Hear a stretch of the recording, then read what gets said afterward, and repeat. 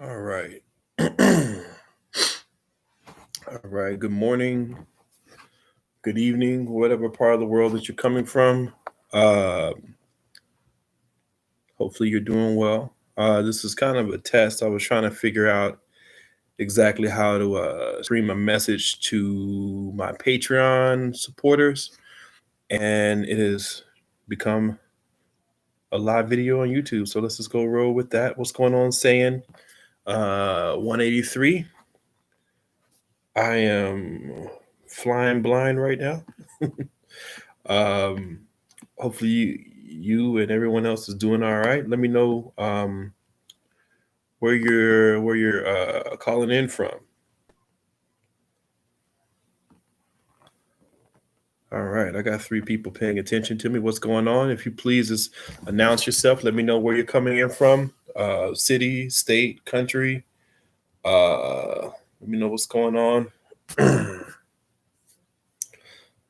A lot of things I want to discuss, kind of moving forward with the channel. Like I said, I had intended this for my Patreon supporters, but due to my ignorance with all this technology, it's become this. So let's just go ahead and roll with it. Got a lot of messages coming in. All right. Okay, cool. Anyways, I'll make this short and sweet. There's not that many people jumping on right now. And I'm still just kind of just looking around trying to navigate and understand how this all works. And I lost somebody. All right, I gained somebody. All right. Anyhow, so what's going on, guys? Sorry. I feel like I've been not as engaged on YouTube as I normally have been. You guys have always given me a lot of support and a lot of energy, a lot of very interesting questions, and lots of just really positive energy. And I feel like over the last couple of months, just during this pandemic, I haven't been as engaged as I feel like I should, and I want to change that. And so I'm kind of working on, the new reality of now, the new reality, and kind of, getting to a point where I'm streaming, where I'm uploading regularly, and there's some consistency. So I just want to thank you guys for you know being there for me, even though I've been kind of absent, and just your support and your participation in this community has been very very helpful. And I'm hoping to do more to engage with you guys on the YouTube platform, and as well as to do more to my Patreons who've supported me over the years. So yeah, it's just kind of me touching base with you guys. If you're in, please, hit up the like button, subscribe if you're new. What's going on, Mohammed? Mohammed, where are you calling in from? Algeria, I bet, right? I feel like you're from Algeria. We've spoken before a couple of times. Yep. Let me know which city, state, country you hail from. Appreciate you being here. Moving forward, what's going on with Hama? Lots and lots of really cool things are going on with Hama. We're still working on our Mamluk translation. Um, if you guys didn't know, as an organization, maybe about a year or two ago, we put out we put out a Kickstarter to raise money to get a Mamluk treatise translated. What's going on, Rudy Dog? Peace, peace, peace. Dallas, Texas, in the house. Um, so yeah, so we put out a Kickstarter to raise money to get a Mamluk treatise translated, and it's been a rocky road. Getting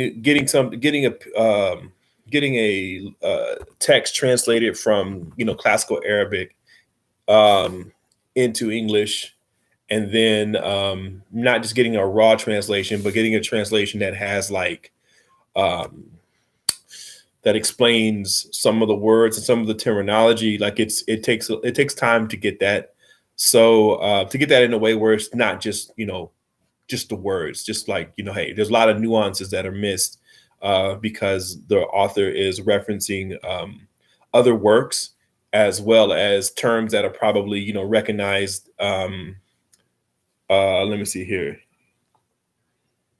He looks like he was at the Battle of the Bastards helping out Jon Snow. Okay, I like that. You got Anthony W. Moore. Yes, sir.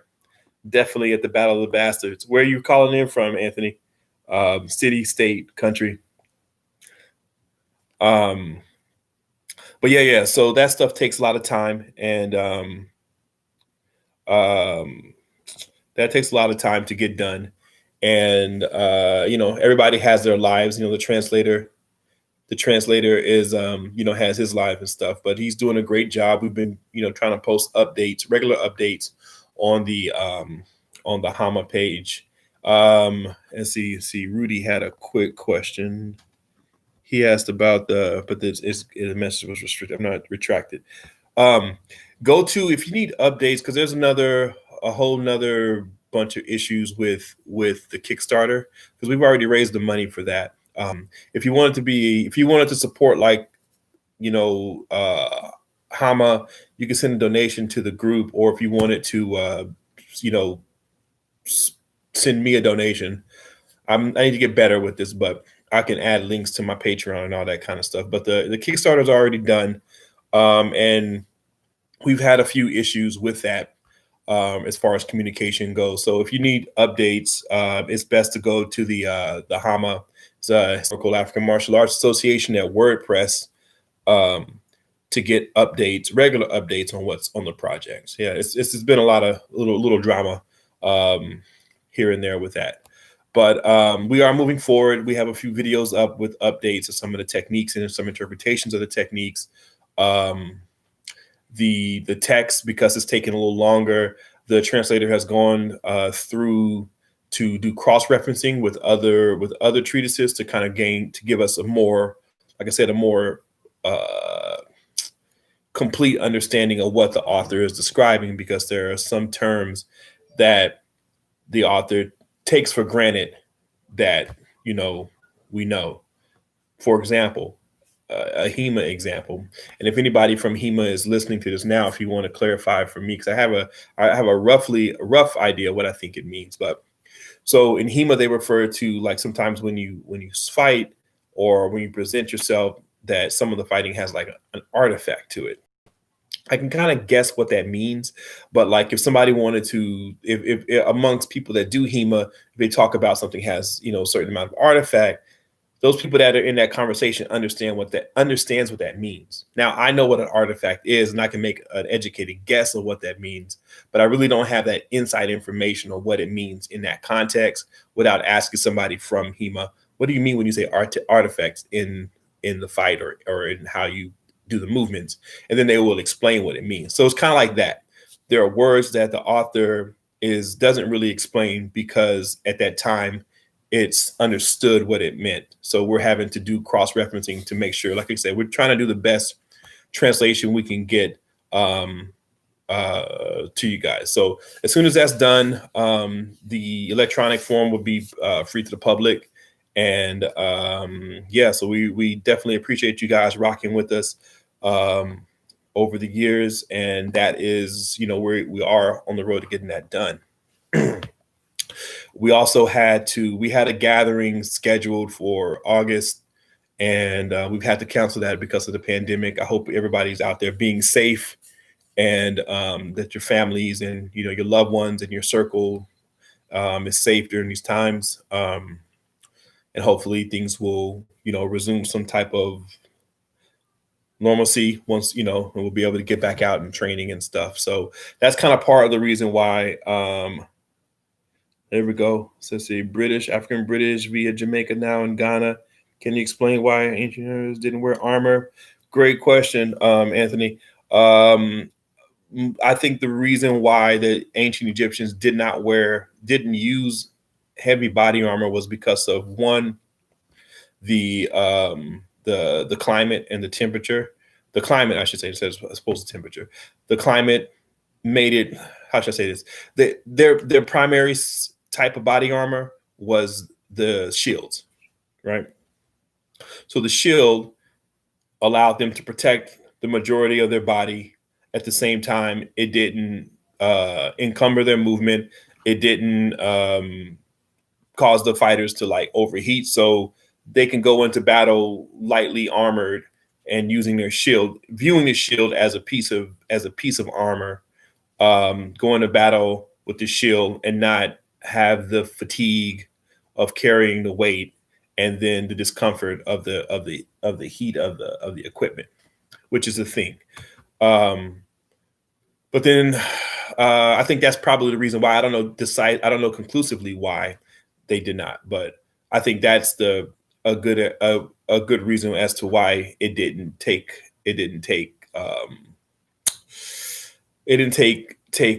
root like in other cultures.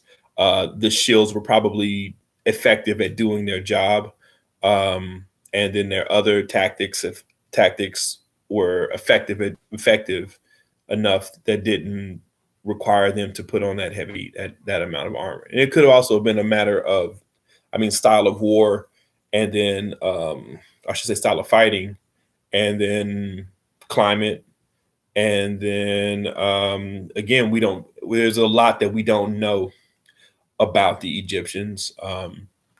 They could have worn, and there are some examples of banded linen or cotton armor, kind of like what the Aztecs wore, or what later cultures wear, like quilted style armor that the Egyptians wore, like during the New Kingdom. And so maybe that was a little more widespread. The problem is that if we don't see a lot of it in depictions, or if we don't find a lot of it, in any remains, it's like we don't know that it exists. Like we don't really have any intact like Egyptian shields with everything all together. So, when we're looking at what the shields were, how they were constructed, and what they were made of, we're dealing with mostly organic material that deteriorates over time. So, you know, chances are the Egyptians wore, the shield itself was the primary form of protection. For close quarter fighting during the New Kingdom, they probably, wore like a cotton breastplate made of like banded straps of cotton or linen. Um, Again, the shields covered most of the body, so then it did most of the work. Um, and then there are some examples of some type of head protection. I'm actually in the process. Sorry, it says my connection is unstable.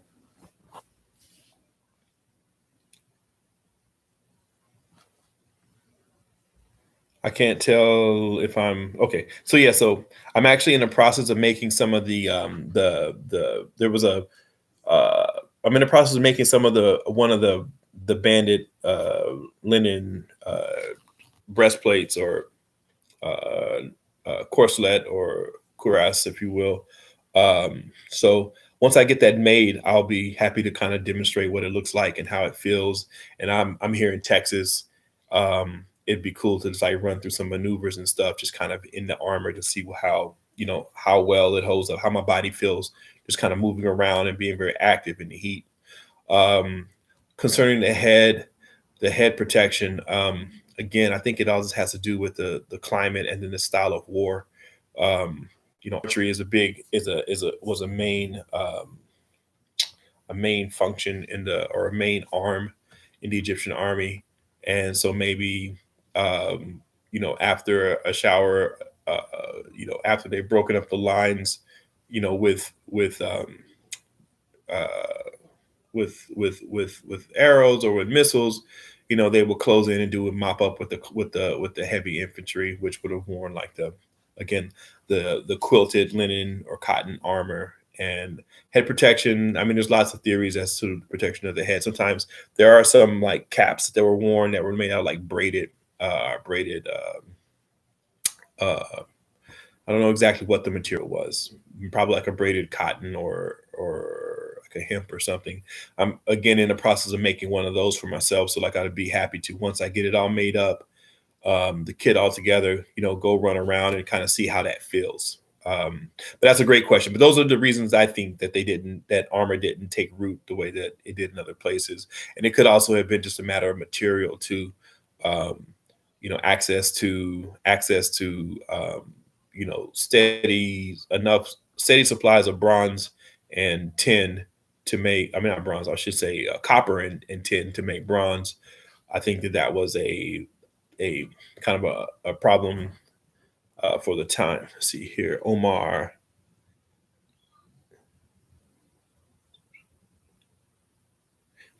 Okay, I got Omar Nawab. Hopefully, I'm pronouncing that right, brother. Omar Nawab. Omar, where are you calling in from? Let me know where you're from, brother. Yes, the except. So Omar asks, are the North and East African straight double-edged swords related to the old Arabic straight swords, the saifs? Um, the current theory is yes. Most of the double-edged swords you see in Islamic influenced Africa, whether we're talking about Takobas, Cascadas, um, the Saifs or the Sefus in Ethiopia. And then there's a lot of variations of these types of broadswords that you find um, in like Cameroon and Chad and wherever else. Yeah, the running theory is that these straight swords are based off of early. All right, Saudi Arabia in the house. What's up, Houston, Texas is representing. Okay, yes. So yeah, it's more than likely that these swords were influenced by early Islamic straight swords, and not to discount that. Let's see, I'm getting more questions in there. Oh, that's a great question too. Hold on, I'll get to you right in a moment, Anthony. So yeah, the there are straight swords that are attested and before that predate the Arab invasion of North Africa.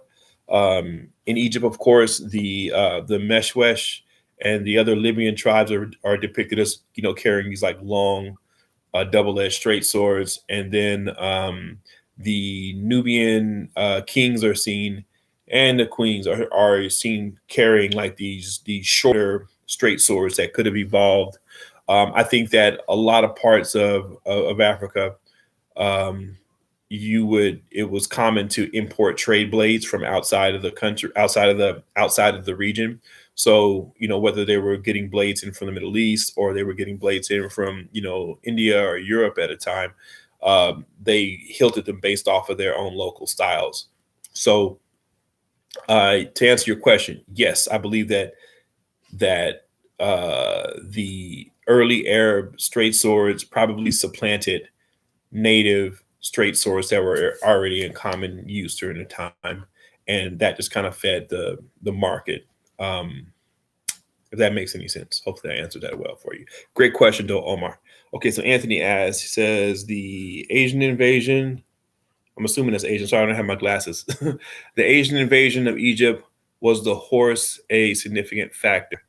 When you say the Asian invasion, are you talking about like the Assyrians or like which Asian invasion? Because I mean, we're talking West Asian, or are you talking about the Hyksos?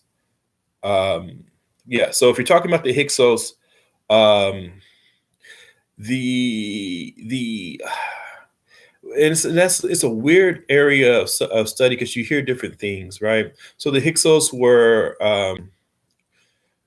I think it was like with the Hyksos, they were a well, one idea is that the Hyksos, they came and they conquered Egypt, from without. And what it's looking like is that the Hyksos conquered Egypt from being from within, and they could have been a mercenary group that occupied a certain section of Egypt, and eventually, as their power and prestige kind of rose, you know, other factors that contributed to the disintegration of Egyptian unity and stability made it possible for them to take advantage of the power vacuum. And to me, I think that it was more of a gradual thing than it was a matter of them going out and just like conquering the whole country. I could be completely wrong because I hear a few different things about that. I hear that one common narrative when talking about Hyksos is that, and I'm assuming you're talking about the Hyksos. One common narrative when talking about the Hyksos is they introduced like the uh, chariot, the sickle sword, um, and then the composite bow, and that like revolutionized warfare for the Egyptians, and then the Egyptians eventually acquired that technology, and then they were able to like defeat the Hyksos. And that's a common narrative. Um, I think I think that and then so the counter to that is that the Egyptians didn't. I mean they did adapt those things. I think it was actually after they had expelled them. Um, and as far as like adopting a chariot and fighting with them in open battle in that way, they actually retook their country, um, using their navy more so than using the chariots. And I feel like the adoption of those West Asian military tactics and technology came a little later, during I believe the 18th dynasty. If I may be wrong on my dynasty, so but I would say that the chariot was a game changer and was significant uh, in the maintenance of Hyksos power. I'm just not quite sure how in an open field within Egypt it played a part myself. So sorry for my ignorance on that. But from my understanding, the Egyptians took advantage of their navy in order to retake the land. I do think that it also played a factor later on during the Assyrian invasion, um, which again is very hard to get like concrete information on the status of the Egyptian army during like the 25th dynasty.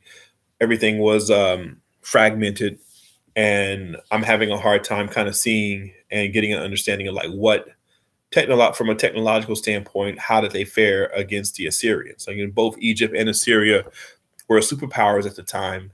And although the Egyptians eventually lost that confrontation with Egypt, they did win a number of battles. And just kind of wondering, in my mind, kind of wondering like how were they able to do that? If kind of our understanding is that they just they were so technologically inferior to the Assyrians. But then again, that doesn't really make sense if they were like a major superpower at the time and they were their area of influence extended into the Levant.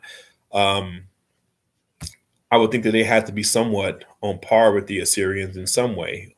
But again, like I'm not 100% sure. So sorry. I will look for those answers though, and to give you something a little more concrete, I'd like to follow up with that.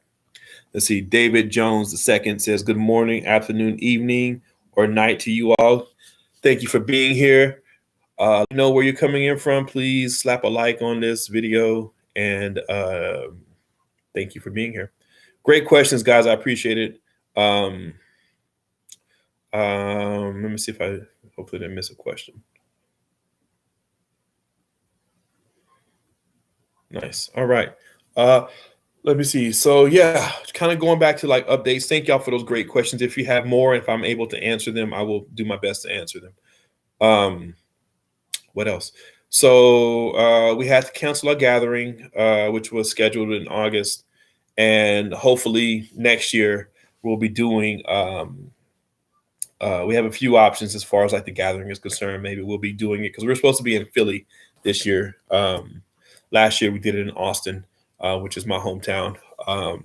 Next this year we're supposed to be in Philly.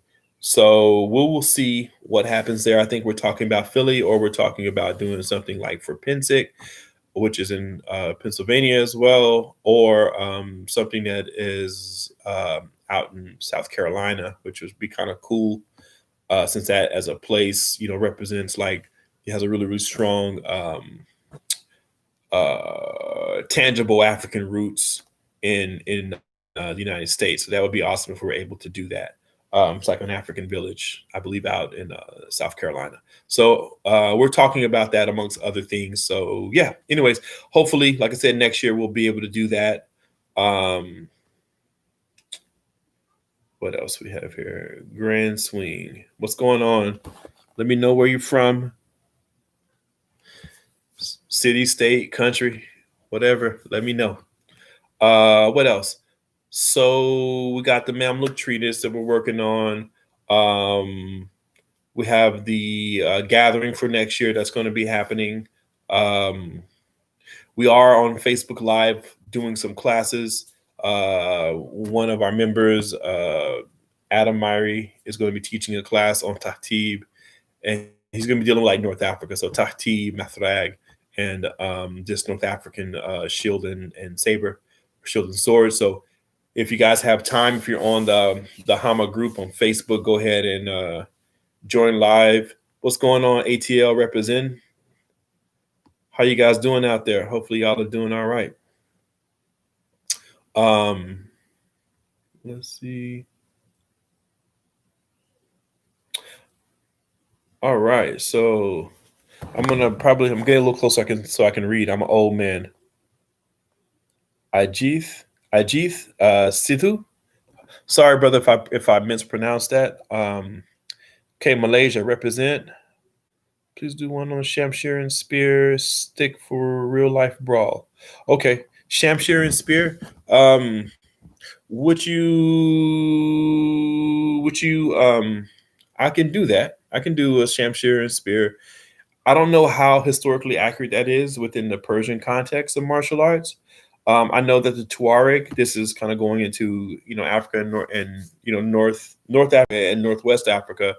The Tuareg they don't do it with a Shamshir, they do it with a Takoba and spear. So I'd be happy to kind of put that into context. Just realize that I don't know if Shamshir and spear are like a historical what is the word, configuration, but I'd be happy to play around with it. And I'm not terribly good with Takoba and spear, but yeah, I'd be happy to do another video on that. Let me see here. What is your favorite martial art, and what made you decide to become a teacher? Seth Carr, that's a great question. My favorite martial art. I don't know. Like I have there are I appreciate I appreciate, and this is a generic answer. I appreciate all martial arts. There are some that I enjoy more than others, but I really like seeing many different things and see how different people problem solve, and the way that humans, we figure out ways to solve problems. So I really enjoy. I mean, each art has something different that I like about it, right? So like taking myself outside of like what I do, and this is show kind of like what I look at like outside of like African and African based martial arts. Like I really like say for example, I really like say Savat.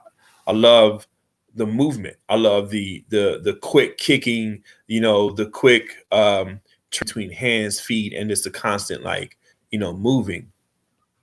I like of course I like the power, and sometimes some of the like the grace and the power of like some of the karate styles.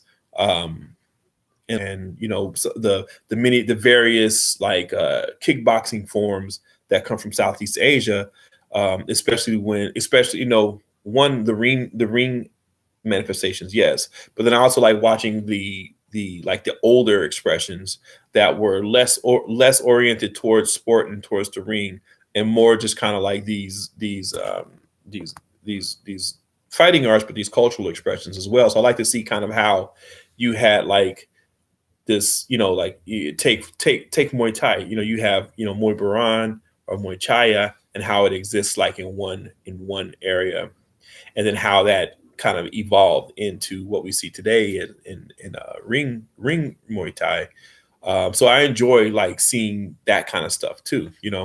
I love watching like grappling arts. I prefer more the throwing and the takedowns than I do like the intricacies of the ground fighting. I have an appreciation for it, but like my eye is more. I like seeing like the wrestling and the throws, so that if I'm looking, I may look at like Swai Zhao. I may look at judo. I may look at folk style of wrestling. I just like looking at different arts for different things. So not the best answer. I don't have a favorite per se. There's just like something I can find in each one of them that, teaches me something about movement, or just teaching me something about like the human condition and you know, how we collectively try to solve problems. And hopefully that answered your question well. But um David Jones, UK. Let me see. I'm kind of lost. All right. And then your second part of your question was like, what made me decide to be a martial arts teacher? Um, that for me was that was a desire I had a long time ago as a kid. Um, I was heavily influenced by like martial arts movies, like old kung fu movies, and I kind of like the idea of being able to like empower myself and better myself through training, because I wasn't the biggest or the strongest as a kid, and I just like the idea that I could train myself and improve myself better. But then I didn't always have access to like training, to like a teacher.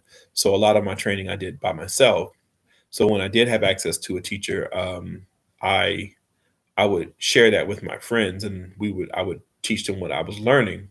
So I like that idea of like sharing knowledge, and just kind of building a community of practitioners.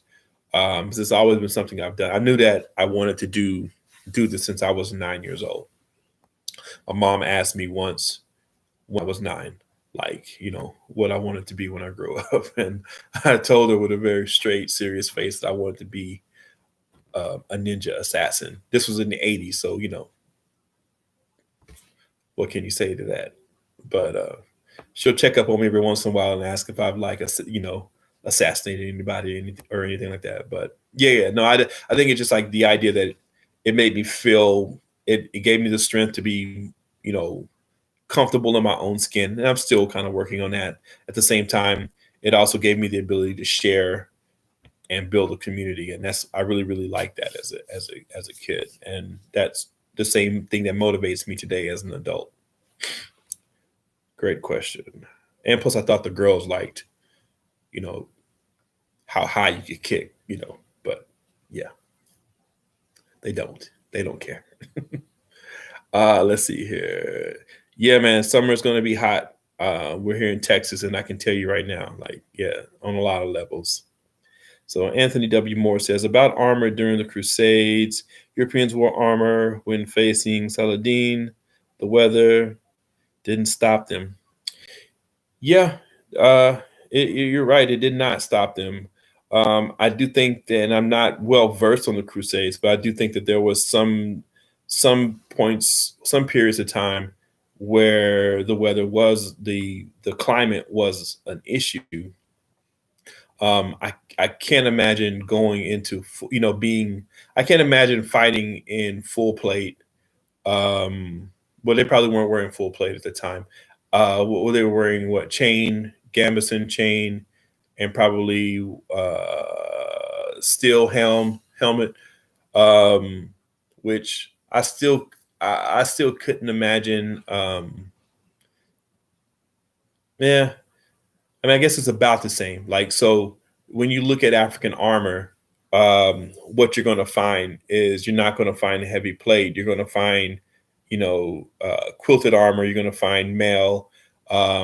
you're going to find not as heavy of armor. And I can't think of a reason why outside of either one, availability of material, or two, climate, and maybe three, just their style of warfare didn't need for them to evolve it in that way.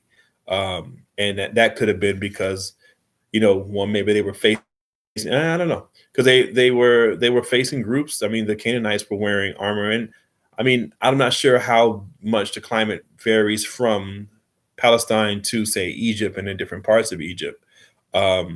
But I would imagine that although it's hot in the Levant, I would imagine that maybe that there's other factors that we're probably not seeing, and I don't really know, to be honest. Yeah.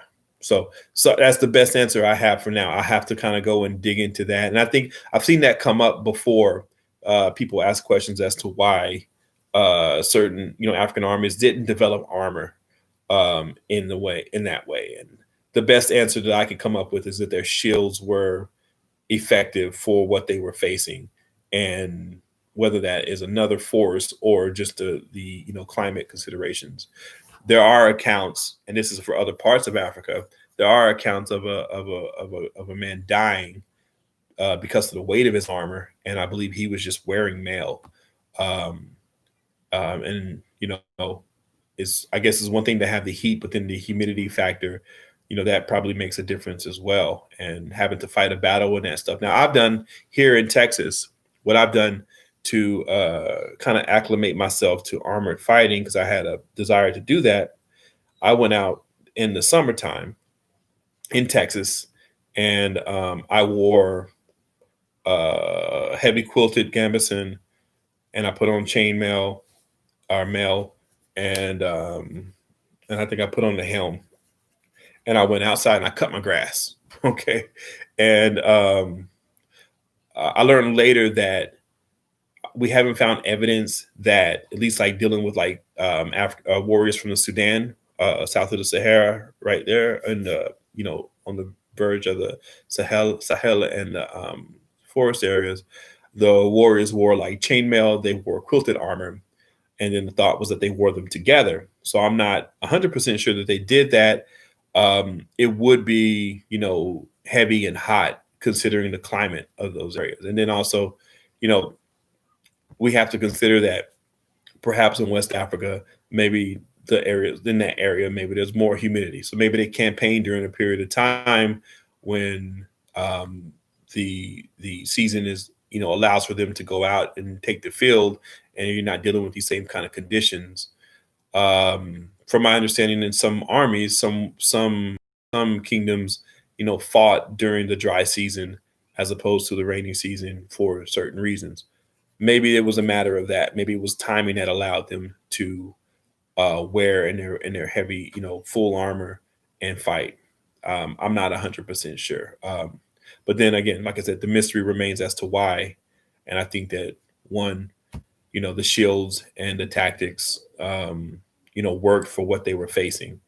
So, and then also then it could be availability of material as well. So until we get more like evidence for certain, then everything is pretty much guesswork. Now, going back to Egypt, um, I think again, same thing. Their shields were their primary method of armor, followed by wearing some kind of like light but effective form of body protection, which we see a little bit of evidence for that in the quilted style banded linen or cotton strips that you see the fighters wearing in different configurations, and some type of head protection.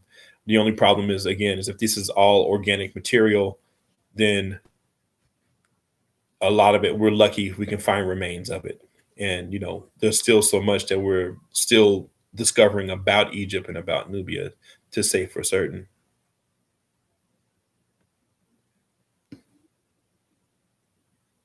Yeah, sorry. Hold on. Got a lot of stuff going on right now, guys. Hang on. But that is a great question. And I tell you what we can do is we can revisit this Um, we're going to revisit this in maybe about a week. Give me a chance to kind of go through some of my notes, and I can probably address it a lot better than I'm doing right now. Hang on one second.